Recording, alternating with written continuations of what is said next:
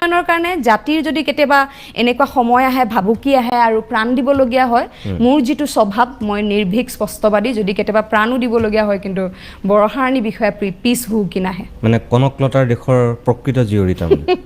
এটা ইণ্টাৰেষ্টিং কথা কওঁ কনকলতাৰ নাম ওলোৱাৰ কাৰণেহে কৈছোঁ দেই মোক ঘৰত সদায় জোকাই এনেকুৱা ধৰণৰ ঘটনা হোৱাৰ পিছত সদায় মোক গালিহে পাৰে কনকলতা ওলাবলৈ আহিছ সেই কনকলতা 20 ছেপ্টেম্বৰত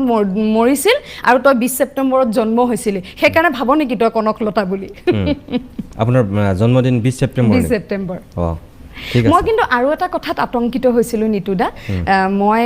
বিভিন্ন অভিনন্দন অনুষ্ঠানলৈ মই এই যোৱা মাহতে মই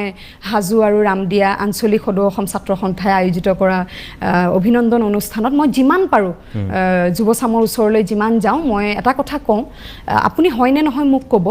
মই শুনি খুব আতংকিত হৈছিলোঁ যে আমাৰ ৰাজ্যত সৰ্বাধিক কথিত ভাষা অসমীয়া হেনো নহয় নহয় সৰ্বাধিক হয় কিন্তু পাৰ্চেণ্টেজটো কমি আহিলে এতিয়া আগৰ তুলনাত এতিয়া আমাৰ অসমীয়া ভাষাৰ কোৱাৰ সংখ্যা বহুত কমি আহিলে সংখ্যাৰ ফালৰ পৰা মই কিন্তু ভয় খাইছিলোঁ মই যিদিনাখন প্ৰথম শুনিছিলোঁ মই ভয় খাইছিলোঁ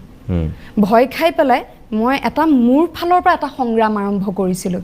যে মই যলৈকে যাওঁ তলৈকে অন্তত স্কুল কলেজসমূহত মই কওঁ যে ভাষা জীয়াই ৰাখিব লাগিব আমি